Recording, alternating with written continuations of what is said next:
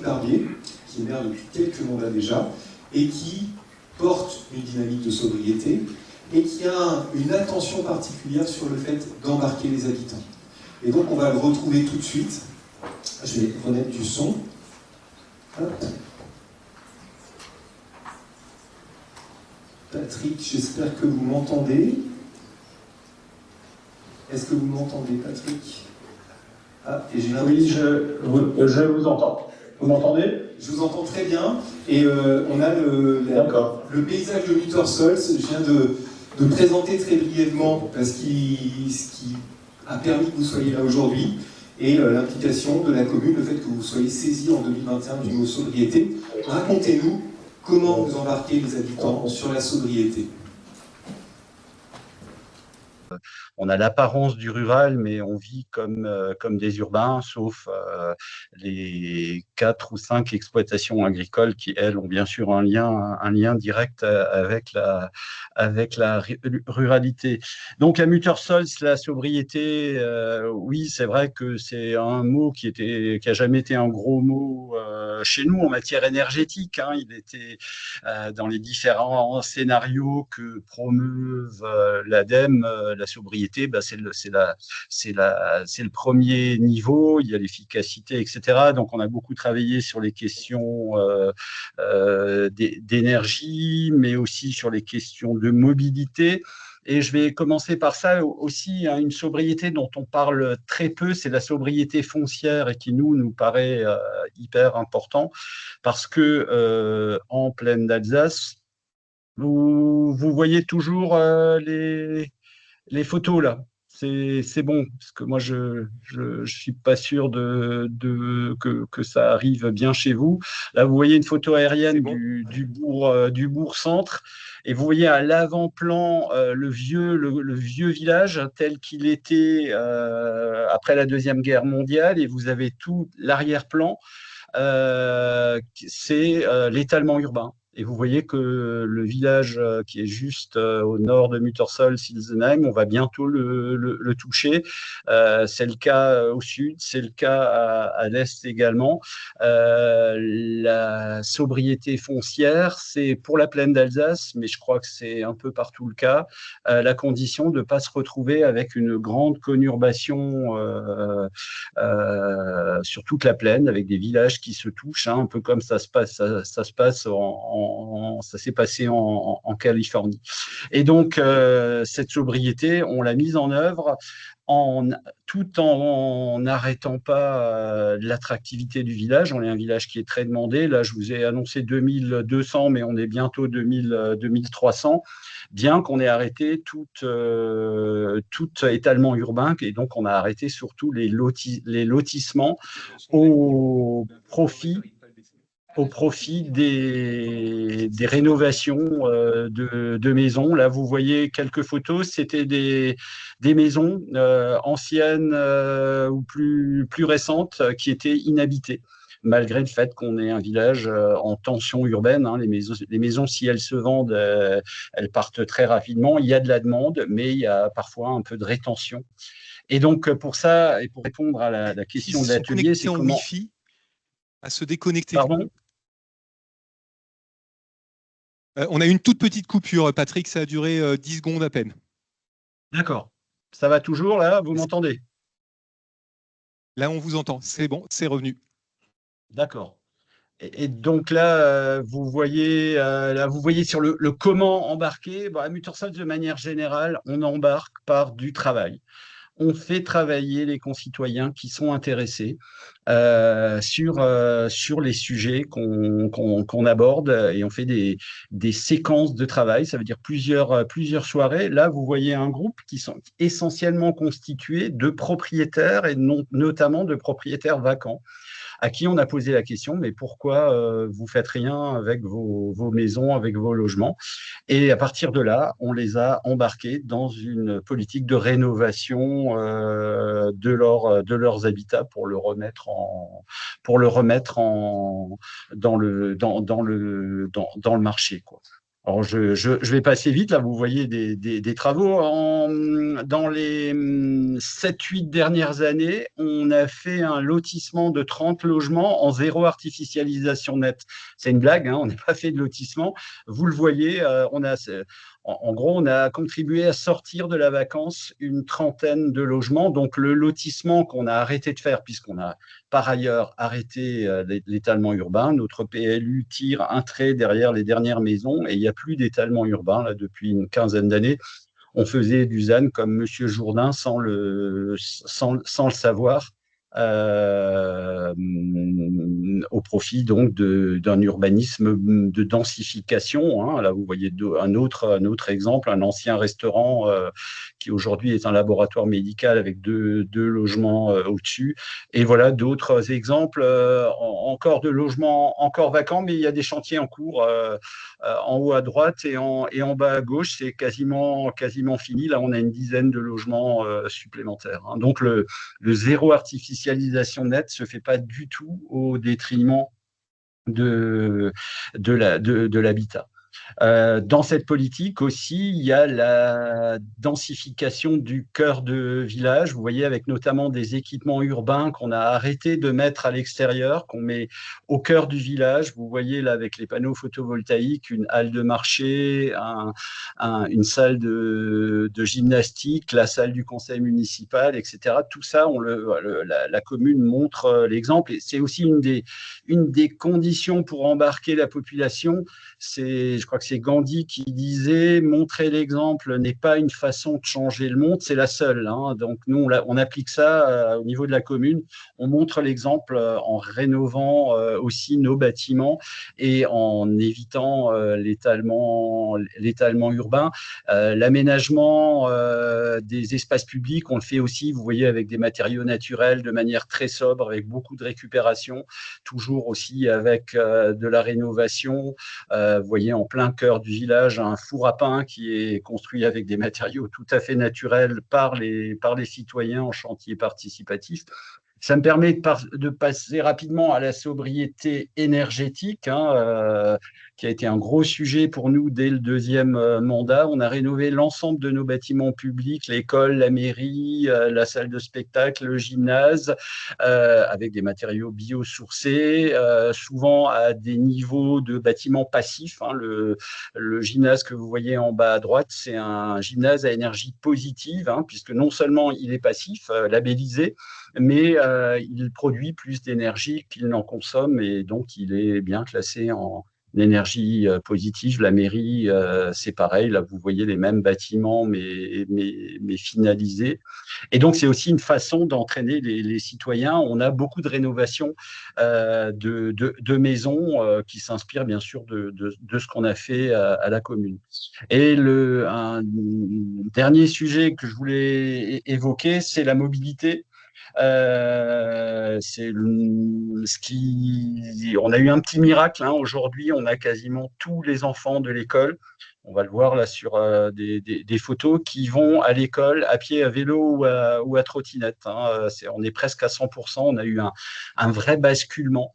Grâce à l'installation de circulation douce. Vous voyez là sur le plan, ça a été planifié, ça a été travaillé avec un bureau d'études, avec l'aide de l'ADEME, bien sûr, de la région.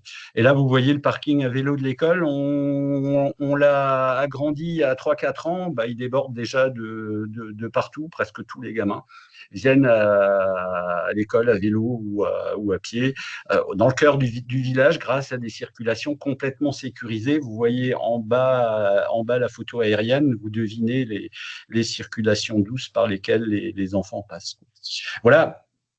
J'ai mis cette diapo juste pour dire qu'on n'a pas fait ça tout seul. On est très aidé sur la plupart de ces grands chantiers. On a été aidé à la fois financièrement, mais aussi en conseil par plein de partenaires. Et peut-être terminer juste par une image pour vous donner envie de venir à Muttersholz. On fait pas mal d'écotourisme. Il y a quelque chose qui je trouve représente bien aussi la sobriété, c'est qu'on a un sentier pieds nus. C'est un concept très simple, c'est d'une simplicité biblique, hein. On laisse ses chaussures dans des casiers et sur un parcours qu'on a aménagé, bien sûr, on va découvrir la nature avec les pieds nus. C'est très en vogue en Allemagne, c'est aussi en train de venir en France. Voilà, mais je préfère Merci beaucoup. maintenant répondre aux questions si vous en avez, quoi. Merci beaucoup, Patrick. Là, vous nous avez présenté 3 domaines dans lesquels vous embarquez la population. Alors, vous dites que tous les enfants viennent à vélo à l'école. D'abord, comment vous avez réussi ça? Comment ça marche? Comment on fait en sorte que tous les enfants viennent à l'école en vélo dans une commune qui, en plus, est traversée par une route un petit peu passante, hein, la route là, qui traverse Muttersolz. C'est pas 3 voitures dans la journée. Non, on a on a 2 routes départementales qui nous traversent, ça fait 8000 véhicules par jour. Et c'était l'explication du fait que jusque-là, on ne faisait pas mieux qu'ailleurs, quoi. Et donc, première explication, c'est une explication très concrète, très physique, hein, c'est les circulations douces, hein. C'est à ce moment-là qu'on a fait le basculement. Alors, on fait plein d'autres choses pour inciter aux mobilités douces, hein. On fait à l'école, on aide l'école à faire le savoir rouler à vélo, on organise des challenges à la fois pour les enfants et pour les adultes, on fait des ateliers de réparation de vélo. Effectivement, il y a plein de choses, mais vraiment ce qui a provoqué le basculement, c'est quand on a ouvert ces circulations douces, c'est allé très vite.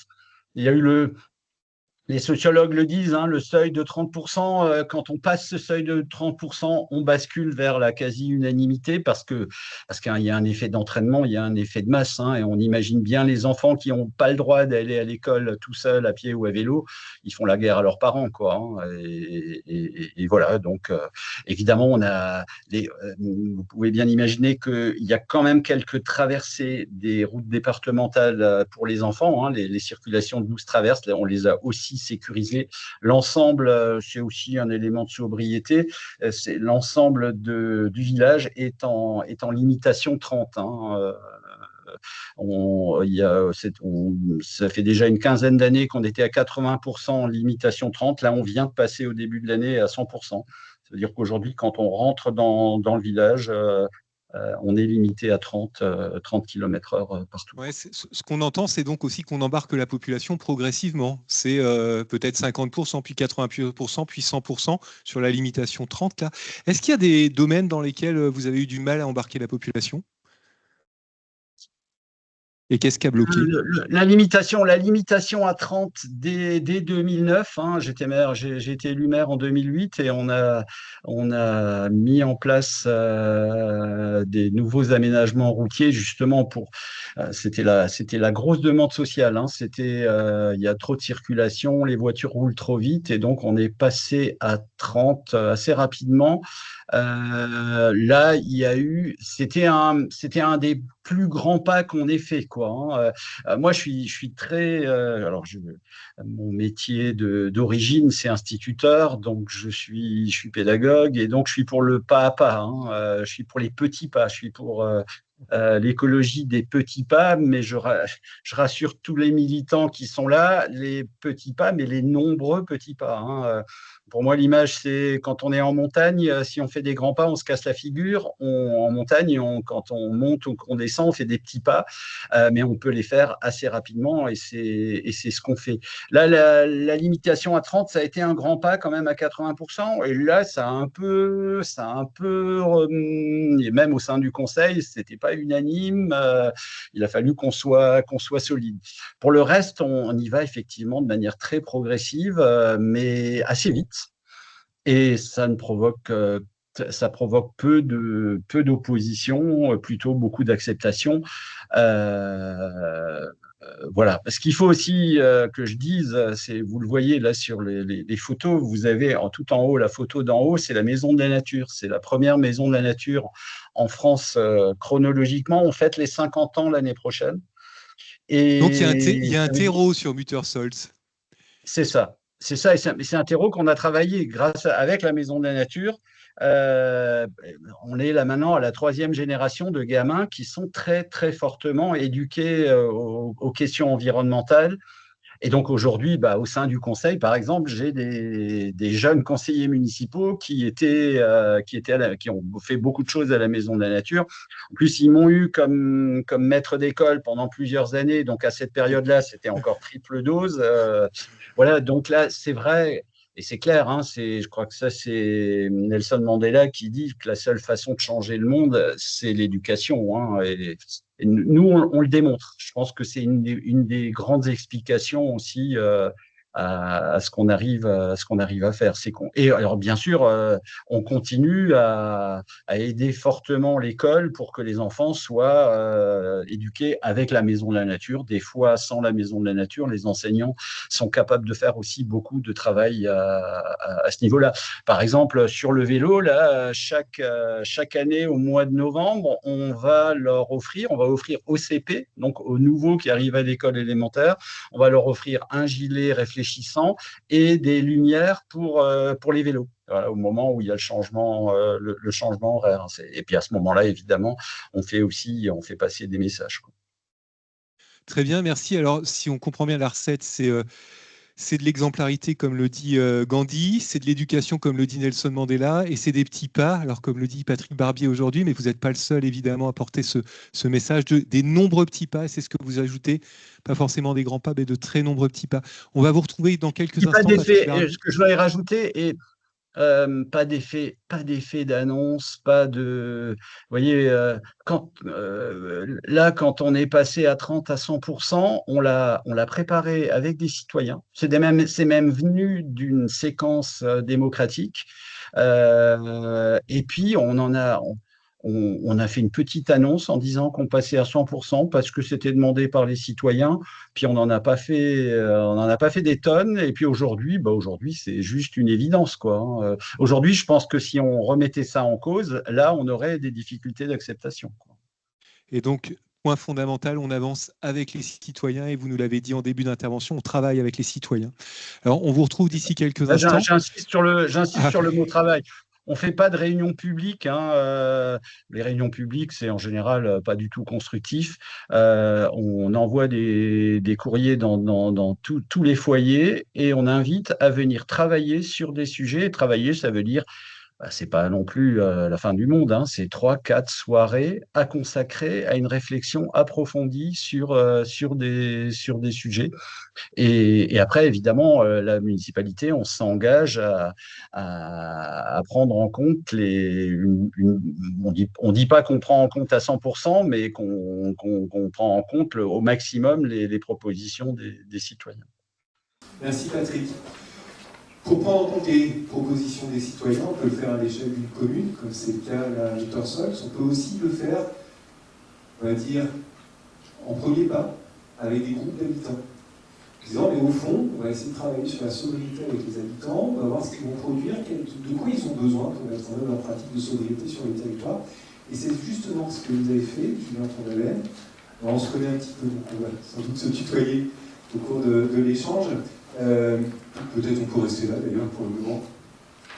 Julien est directeur de Cohérence. Cohérence, c'est une association qui a été fondée il y a peut-être une trentaine d'années sur le thème du développement durable, avec un président fondateur qui s'appelle Jean-Claude Pierre, qui était fondateur de Rivière de Bretagne.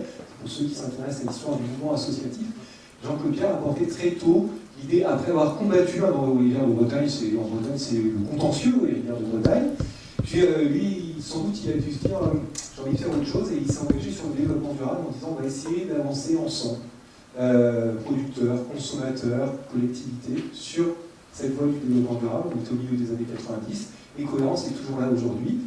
Et Julien, le directeur de Cohérence, et Julien, tu as mobilisé un certain nombre de personnes, tu as fait du foyer test sobriété. Raconte-nous ce qui s'est passé. Oui, vous m'entendez? C'est parti. Les mains dans l'eau, bonjour à tous et à toutes.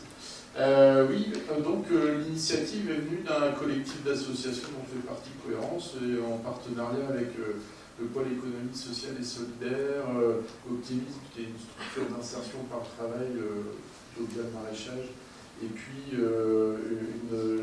l'agence locale de l'énergie, Aloën, à Lorient. Suite à un projet avorté de tentative de convention citoyenne locale avec Lorient Agglomération, qui n'a pas pu aller jusqu'au bout. On a rebondi en disant mais est-ce qu'on ne pourrait pas tester l'accompagnement de foyer sur 2 territoires orientés. Ok, ça c'est très breton. La collectivité ne fait pas, c'est pas grave, les assos vont faire. Non, alors c'est une initiative citoyenne, on avait envie de tester cette idée-là. Et donc on leur a proposé, donc l'agglomération nous a suivis, la région aussi, et puis également on a trouvé 2 communes qui étaient prêtes à nous confier entre guillemets des habitants pour travailler sur le thème de la sobriété heureuse. Ok, le projet est là, on va travailler sur la sobriété heureuse. Comment vous avez mobilisé les foyers? Comment vous les avez embarqués? Comment on les a embarqués? Le projet d'ailleurs s'appelait Embarquons vers une sobriété heureuse, et on allait les voir avec le sourire et de la joie. C'est-à-dire que l'idée c'était de présenter un sujet positif, et alors que, on l'a dit ce matin, la sobriété peut parfois faire peur, peut confondre avec l'austérité. Nous on a dit mais non, ça peut être quelque chose de très joyeux, et donc on est allé vers eux avec le sourire en disant venez, on va passer un super moment. Et d'ailleurs, la séquence collective pour recruter nos foyers sur les 2 communes, c'était Guidel et Kévin, 8000 habitants à peu près chacune, et en fait, on ne l'a pas fait sur une conférence sur le thème de la sobriété écologique. On leur a dit, venez, on va arriver ensemble, venez faire avec nous du théâtre d'impro. Et c'est dans ce cadre-là, on leur a dit, on va passer un bon moment ensemble, venez avec nous pour réfléchir sur la forme que peut prendre cette sobriété heureuse chez vous, comment vous pouvez accélérer ce mouvement. Ok, donc là, j'imagine pour eux, c'était encore un peu nébuleux. Ça avait l'air sympa, mais la suite reste à écrire. Qu'est-ce que vous leur avez proposé? Alors, on a commencé par un diagnostic individuel. Donc, moi, je suis allé dans les foyers pour rencontrer les gens. C'est là qu'on établit une confiance. On leur donne confiance dans le fait qu'ils seront à la hauteur pour participer. Parce qu'en fait, on a cherché aussi à avoir des publics très différents. On avait à la fois des militants, des locomotives, mais aussi des gens qui étaient vraiment éloignés de cette question-là, des questions environnementales en général. Donc on a construit avec le groupe associatif un diagnostic où on a évalué ce qui faisait bien et ce qu'il fallait partager avec les autres, ce qui ne faisait pas et qui pourrait être des pistes d'amélioration, dans le domaine de l'environnement, donc l'alimentation, mobilité, des choses assez classiques. Mais là où on a un peu beaucoup innové, c'est aussi sur la notion du bonheur. Qu'est-ce qui vous rend heureux au quotidien? Parce que c'était ce double challenge qu'il fallait relever. Il fallait être heureux de changer. Et donc on a creusé avec eux ces sujets-là. Donc un diagnostic individuel et puis ensuite des séquences collectives sur nos thématiques, donc sur le thème de l'alimentation. On a cuisiné ensemble avec comment on fait pour manger moins de viande, parce que la sobriété alimentaire aussi c'est un sujet. On a travaillé avec eux les questions de mobilité, donc nous aussi des vélos à assistance électrique. On a travaillé avec eux sur les low-tech, sur comment vivre autrement, comment habiter autrement, pardon. Et puis on a fait aussi un atelier sur le bonheur.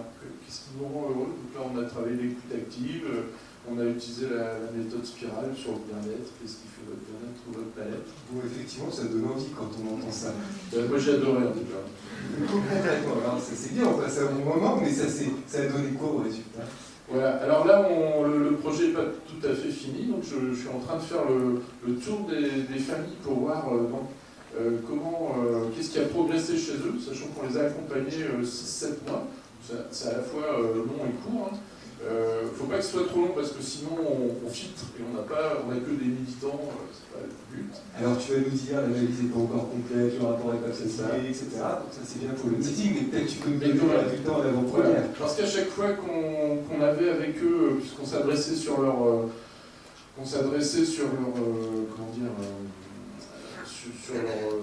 fonctionnement au quotidien, moi je leur posais la question si vous deviez aller plus loin, qu'est-ce que la collectivité ou les entreprises du territoire pourraient faire pour vous faciliter l'engagement dans la sobriété? Parce qu'effectivement, on a côté le but, la sobriété, c'est on fait bouger le consommateur.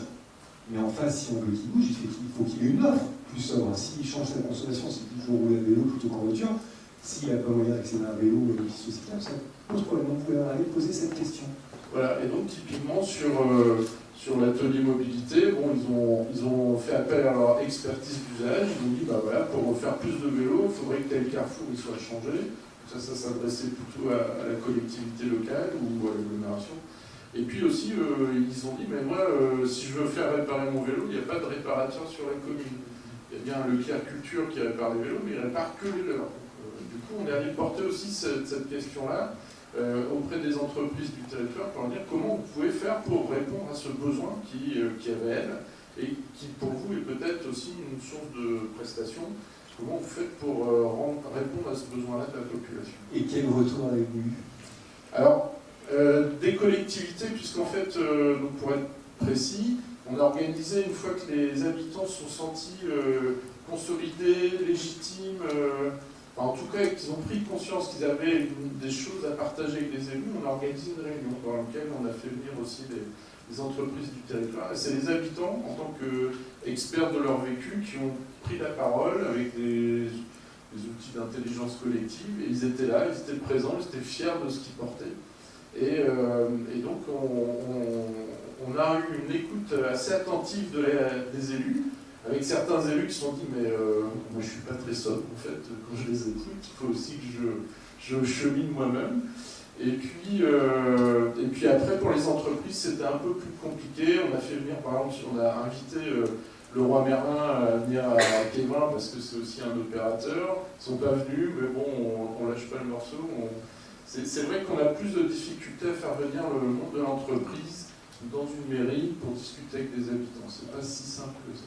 Ok, donc ça c'est la prochaine étape. Bravo, bravo pour le travail réalisé, merci beaucoup.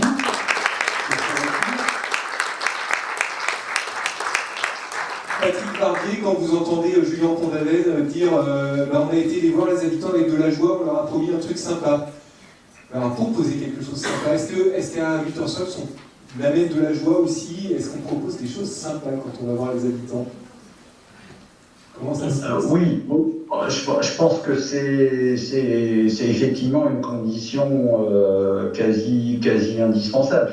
Quand je disais, si on fait des réunions publiques austères et tout ça, déjà c'est pas très constructif et il y a finalement assez peu de monde qui vient. Donc effectivement, quand je parlais de séquences, les séquences de travail, j'aurais tout de suite pu rajouter qu'elles sont animées par des médiateurs de la Maison de la Nature qui sont formés à ce travail de médiation avec des adultes. Et que les ingrédients dont a parlé le collègue, on les met pas mal en œuvre aussi, notamment la cuisine. La Maison de la Nature a des cuisiniers et donc forcément, il y a toujours aussi un aspect de convivialité qui est important, effectivement. Merci beaucoup, merci pour ce retour, sobriété et convivialité. Je vais maintenant inviter Grégoire Ancel de Grand Dijon Vital. Grégoire, vous êtes là. Alors Grégoire ne va pas nous parler spontanément de sobriété. En tout cas, l'action que vous avez menée, ce n'est pas une action 100% sobriété. Et pourtant, elle est très très intéressante parce que Grand Dijon Habitat s'est adressé à un public qu'on a souvent du mal à toucher sur une action de transition écologique, qu'on a souvent du mal à rendre acteur. Parlez-nous-en, Grégoire. Bonjour à toutes et à tous. Vous parlez du projet d'autoconsommation collective sur la Fontaine-Douche, qui est un quartier prioritaire de politique de la ville à proximité, dans la métropole dijonnaise. Et il y a 6 ans, Dijon Métropole est venu nous voir en disant on va déposer un dossier H2020 auprès de l'Europe pour faire du quartier de la Fontaine-Douche un quartier d'énergie positive. Et donc, en tant que bailleur social de la métropole et du quartier, on compte sur vous pour participer à ce projet innovant. Dans l'absolu, pourquoi pas. Et ce qui a un peu détonné, c'est que la demande a été de venir installer des panneaux photovoltaïques sur l'îlot Franche-Comté. Jusque-là, quelque chose de relativement classique, même si je dois avouer que chez les collègues de maintenant que ça a été de l'exploitation, voir arriver des panneaux photovoltaïques sur le patrimoine, il y a une dizaine d'années, c'était pas très populaire. Comment est-ce qu'on le maintient, comment ça fonctionne, qui va nous maintenir, comment on suit tout ça, c'était souvent des questions récurrentes. Et on nous a dit, mais au-delà de mettre ces panneaux solaires, on va injecter dans les parties communes, en autoconsommation directe, et puis on va donner de l'énergie. On vous propose, il faut donner de l'énergie gratuite aux locataires pour qu'ils bénéficient directement de l'énergie solaire produite sur le toit de leur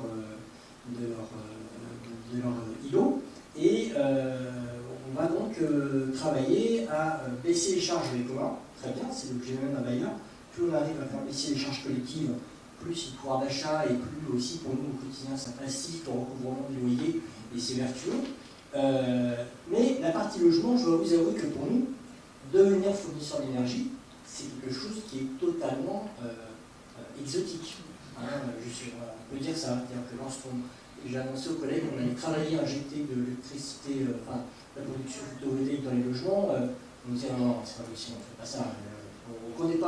On ne connaît pas ce qui se passe dans le logement et on ne veut pas le savoir. Et on ne peut pas le savoir. Donc, on s'est quand même rendu compte que ça n'allait pas être simple en interne. Et au bout de 6 ans, aujourd'hui, on va poser la première centrale photovoltaïque sur un des bâtiments qui est juste là, à l'occasion de l'éco-réhabilitation de l'ensemble de l'îlot Franche-Comté que vous avez ici. D'ailleurs, vous pouvez regarder à droite, sur l'avenue, vous avez des ombrières. Et en fait, et vous avez plus loin l'îlot d'Orvitis, qui comporte aussi, sur le même principe, la même expérimentation, aussi également une pergola. Et sur le bâtiment qui est juste à gauche, au pied de la tour, là, dans quelques semaines, on va avoir une nouvelle pergola qui va arriver juste derrière. Juste derrière, sur la toiture rectangulaire. Hop, à droite, voilà, hop, en dessous. Voilà, ici. On va venir mettre la deuxième pergola.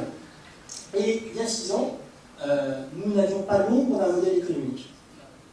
Et c'est l'objet du projet H2020, c'est voilà l'attention, et je veux bien plus ce matin que c'était le chemin qui comptait et le résultat, mais non seulement, et je vais y revenir, on a une obligation de résultat, mais on n'avait aucune idée du chemin qu'on allait emprunter. Alors, le chemin, c'est un cheminement, c'est ce que nous dit Adèle. Sur ce chemin, vous allez chercher à embarquer les foyers. Et c'est ça là, qui nous intéresse. Comment vous avez fait? Parce que le but, c'était pas juste de dire maintenant vous allez recevoir des électrons solaires et avant c'était des électrons nucléaires. C'était de les rendre acteurs, investisseurs dans le projet. Comment vous les avez amenés? Et donc qui signent à un moment donné, qui disent je suis partie prenante de ce projet. Alors Confucius, pour rester dans l'idée de la montagne, a une citation qui dit que qui veut dépasser une montagne commence par dépasser les petites pierres. Et donc il a fallu trouver le moyen de les associer. Et ça a commencé aussi avec les associations de locataires et M. Jospard de la CSF est présent. Et on a eu ensemble un travail de lâcher prise. C'est-à-dire à construire un modèle économique sur 20 ans qui soit absolument stable et qui garantisse une chose qu'on a posée dès le départ auprès de l'Europe et des jeunes métropoles, c'est de dire les locataires de l'îlot Franche-Comté n'ont rien demandé. Ils ne sont même pas au courant il y a 6 ans qu'on va penser au projet Response, à H2020, à la sobriété, au quartier énergie positive. Donc la règle qu'a posée Grand Dijon Habitat dès le départ, c'est de dire les locataires n'ont rien demandé, ça ne doit rien leur coûter en charge. À aucun moment, ils doivent supporter une charge supplémentaire. Donc ça doit être 0, et en tout cas, à minima 0, et en tout cas bénéficiaire. Il y a 6 ans, nous étions très loin de la guerre en Ukraine, très loin de la crise énergétique, et très loin de l'inflation des prix de l'énergie, et de la hausse des matériaux, puisque le Covid est passé par là après. Et donc, avec les associations de locataires, on est parti sur ce principe-là, et on a réussi, il y a quelques mois, à trouver un modèle économique sur un temps. Comment on est allé voir les locataires? Eh bien, et c'est là où j'ai vécu un des plus grands moments de solitude de mon travail, c'est que vous invitez tous les locataires par courrier à venir à 2 réunions, plusieurs soirs possibles, plusieurs horaires possibles, pour permettre à chacun de venir. Voilà, et vous arrivez dans la salle, il y a 6 locataires sur 400 logements, les plus âgés, c'est-à-dire les primo-arrivants, qui sont dans le bâtiment depuis le début, qui sont dans les premiers à avoir habité.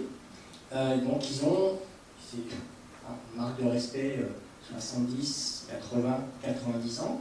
Et j'arrive à habiller comme ça en disant, Grand Dijon Habitat va vous offrir de l'électricité gratuite dans votre logement, il n'y a qu'à signer ici. Et là, c'est un grand moment de solitude, parce qu'ils me regardent tous comme ça, en disant, ça fait 40 ans que je me prélève des loyers et des charges, et aujourd'hui, le petit jeune, là, il vient me proposer de l'électricité gratuite dans mon logement. Et où est l'arnaque? Où est l'arnaque? Et donc on explique le projet, ça va vous permettre d'économiser jusqu'à 10% de consommation annuelle dans le logement, c'est pas nous ça. 52 € par logement, et au titre des communs, c'est 8 € par an. Et donc ils nous écoutent, tout ça, et ils disent bon, je prends le papier, mais j'en parle à mon fils. Ma mère ferait pareil. Donc là, vous dites, bon, un, il n'y a pas la foule, deux, le discours a du mal à passer, on a beau être sincère et concret, on voit bien qu'il y a quand même un frein, même si on maintient la confiance, c'est pas naturel de venir offrir l'électricité gratuite. Mais donc on a envoyé le PIMS. Voilà. On a envoyé le PIMS. Les PIMS, ce sont donc les médiateurs présents sur la métropole qui sont extrêmement connus de nos locataires, puisqu'on les retrouve dans les transports, à la CAF, dans les services publics. Donc ce sont des interlocuteurs, des habitants quotidiens avec un gilet vert commercial. Un gilet vert. Et donc on a envoyé le PIMS en porte-à-porte avec cette plaquette, qui est déjà bien fort, puisque on vend quand même du matériel, on vend de l'électron. C'est-à-dire qu'on a beau vulgariser au maximum l'injection, les parties communes, la revente, etc. Il n'y a rien à faire, juste à signer un papier et Enedis fait le reste. Ça reste quand même compliqué. On a également équipé le PIMS d'une plaquette facile à lire, facile à comprendre, pour permettre aussi de repérer des pictos simples et de passer la barrière de la langue pour les locataires qui n'initieraient pas à l'aide. On a obtenu, entre la vacance, les absents, les non-ouvertures des portes, 30% de signature. Ce qui est déjà, franchement, pas si mal que ça. Et au fur et à mesure des rotations, c'est-à-dire des déménagements, des locataires et des emménagements, on vient expliquer ceci et les gens signent spontanément. Et on va refaire une campagne porte-à-porte dans quelques semaines pour essayer d'aller gagner 20% supplémentaires pour dire voilà, vos voisins l'ont fait. On a déjà aujourd'hui produit tant de kilowattheures par mégawattheure sur la centrale, voilà ce que ça donne au quotidien. Vous pouvez en bénéficier, regardez vos voisins, etc. Et on va petit à petit faire des paliers supplémentaires. Mais ça montre bien qu'il y a plein de freins et qu'il faut du temps. Il faut du temps pour faire comprendre un concept qui est on ne peut plus abstrait, de dire voilà, on produit, on envoie, vous ne voyez rien, parce que l'économie que vous signez aujourd'hui, vous allez l'avoir dans un an sur votre facture d'électricité quand EDF, Engie ou Total Spring va faire la régule de charge. Il y aura une petite ligne avec les 52 € qu'on vous promet aujourd'hui. Alors, Grégoire, du coup, le temps passe très très rapidement et là, on a parlé d'énergie renouvelable, on n'a pas parlé de sobriété. C'est quoi la prochaine étape pour emmener ces foyers vers plus de sobriété? C'est d'aller à nouveau les voir avec le PIMS en porte-à-porte avec des conseils complémentaires. Faites par exemple votre lessive, vos machines à laver, le lave-vaisselle, les consommations. Quand il fait beau, c'est là où vous allez peut-être choper, excusez-moi l'expression, prendre le plus d'électron possible parce que c'est au moment où on produit à ce moment-là. Et puis on a fait en deux mots aussi sur le modèle économique. Cette installation que vous avez vue tout à l'heure, elle est insupportable à l'échelle de 400 logements.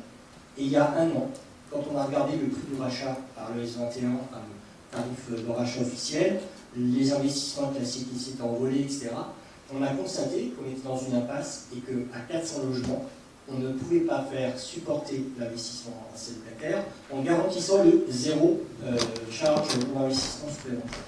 Et donc on a pris du recul. Et sur le quartier de la Fontaine-Douche, on a 1000 logements. Et comme on est dans le périmètre des 2 km de démètre d'autoconsommation, cet investissement, on l'a fait porter aux 1000 locataires. Et dans leur partie commune, donc les 5 kg vont tous bénéficier, au titre des charges communes, de réduction d'électricité. Et là, sur 20 ans, on a trouvé le modèle économique viable, stable et qui garantit la règle. Et puis aussi pour vous dire et conclure, sur la sobriété énergétique, on va progresser pour aller voir les locataires, leur faire adopter des bons gestes de consommation au bon moment. Mais on a fait sans savoir, tout à l'heure quelqu'un disait, on a fait la pause sans savoir. On a été rencontré il y a quelques semaines par Sciences Po et une doctorante qui travaille sur le concept de transition écologique juste. Et en fait, sans s'en rendre compte, avec les bases qu'on a évoquées très brièvement, parce qu'on pourrait en parler plus longtemps, on a contribué à définir ce concept-là, qui aujourd'hui est en train de se mettre, excusez-moi l'expression, dans une brouette en cours de définition pour voir comment on peut l'adosser à la notion de sobriété. Merci, merci beaucoup, bravo. Il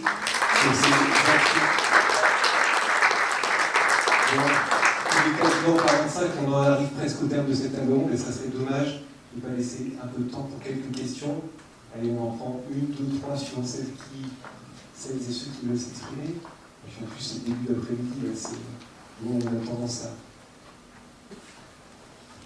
Oui, juste une question sur le rayon des 3 km, c'est ça 2 km pour l'autoconsommation. Donc l'objectif, c'est qu'il y ait une association qui est constituée. C'est quoi la gouvernance, le modèle que vous envisagez? Alors la gouvernance, c'est l'Office HLM, directement, mais de par la loi, on peut être, c'est nous-mêmes qui sommes la PMO, ce qu'on appelle, et on a travaillé avec les associations de locataires pour un accord collectif qui a été contractualisé, qui pose des cadres d'investissement et de répartition des charges sur 20 ans. Et il y a un décret qui est sorti récemment qui permet maintenant de pouvoir injecter sur le territoire du bailleur, de la métropole. Donc on est en train de faire sauter ces barrières, en train de sauter.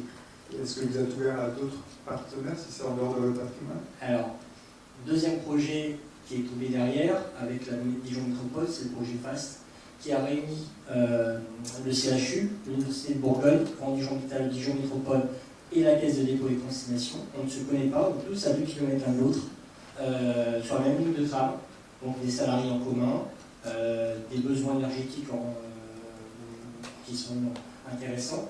Et le but de ce projet européen, pour faire très court, c'était d'apprendre à travailler ensemble virtuellement. C'est-à-dire de se rencontrer, de voir quelles étaient les coopérations possibles. Mais sans forcément aller jusqu'au bout. L'idée, c'est comment est-ce qu'on vient participer au projet métropolitain de réduction des gaz à effet de serre, d'émissions de gaz à effet de serre. Et Grand Dijon Habitat fait une proposition à l'Université de Bourgogne et au CHU en disant mais on a plein de patrimoine à côté, on va produire l'été, si on solarise ces blocs-là. L'été, c'est là où on a le moins de locataires, c'est bien le paradoxe de la production. C'est que produisez au moment où vous avez le moins de monde dans les logements et vous avez potentiellement le moins d'appels de consommation. Et donc, on a dit au CHU à l'UB, nous on produit, vous avez des besoins énergétiques en permanence, surtout le CHU par exemple, CH24, vous achetez n'importe quoi, votre électricité 400 €, nous on doit peut-être pouvoir la produire aller à 150, on voulait avoir 250. Et ça va dans les caisses des locataires, ça va dans la poche de personne d'autre. Et là, non seulement c'est gagnant-gagnant, c'est qu'on peut venir injecter à l'Université de Bourgogne, au CHU, et les locataires trouvent un modèle économique de financement de leur installation photovoltaïque, et personne ne paye les surcoûts, c'est équilibré entre la revente au réseau, la revente à des partenaires, donc c'est la nouvelle étape. Et juste pour conclure, il y a 6 ans, mettre du panneau solaire sur le patrimoine, c'était pas très bien vu, c'était embêtant pour les collègues. On vient de faire une étude cartographique avec le SIG et toutes les données publiques qui existent sur la solarisation. Et on envisage, dans le cadre de notre projet plan stratégique patrimonial décarboné, de solariser un maximum de patrimoine pour pouvoir reproduire ce qu'on a testé et expérimenté sur la Fontaine-Bouche, mais en le répliquant au maximum sur les zones à fort potentiel de solarisation. Donc on a fait des pas de géants ici. Très bien. Une autre question, on va peut-être en prendre deux. Est-ce qu'il y en a plusieurs? Ok, c'est maintenant que j'avais. On va prendre la deuxième là-haut et la troisième ici. On va les prendre à la suite. Et je vous demanderai du coup des réponses brèves, parce qu'on commence vraiment des questions brèves, des réponses brèves. Alors j'ai 2 questions, j'en Jean Pontarier, pour M. Barbier. J'imagine bien qu'aller rencontrer les habitants pour rénover ou pour essayer de lutter contre la vacance des logements, ça peut être la bonne solution, mais donc en effet très brièvement, est-ce que vous pouvez nous expliquer, on en parle encore à midi, quelles sont les raisons pour lesquelles les propriétaires laissaient en vacances leur logement, leur bâtiment? Et deuxième question très rapide aussi, j'imagine que vous n'avez pas de chargé de mission habitat sur votre commune, qui s'est chargé d'aller les voir, mais surtout de les accompagner pour les orienter vers les aides, vers des financements, etc. Okay. L'accompagnement c'est bien, mais qui fait le boulot? Très bien. Et une autre question ici. Alors, on prend une quatrième, du coup, et dernière question. J'ai plusieurs questions dans la question. Non, ce sera 4, 5, 6. Floriane Camas, je travaille dans un centre permanent d'initiative pour l'environnement, un des 6 CPE de Bourgogne-Franche-Comté. J'avais une question en particulier pour Patrick Barbier. Parmi les gens, les habitants qui ont été mobilisés à travers les groupes de travail, combien de personnes globalement ça a représenté en termes de pourcentage de la population? Quelles étaient leurs motivations? Est-ce que vous avez identifié un peu un profil de gens qui venaient à ces moments de travail? Et enfin, est-ce que votre expérience Muttersholt vous a semblé inspirer d'autres communes rurales en France? Parce que votre expérience commence, il me semble, à être assez connue. Et voilà, je me demande si vous avez eu des contacts, si ça a donné, si vous avez observé que ça pouvait faire des petits ailleurs. Patrick Barbier, beaucoup de questions pour vous. Oui.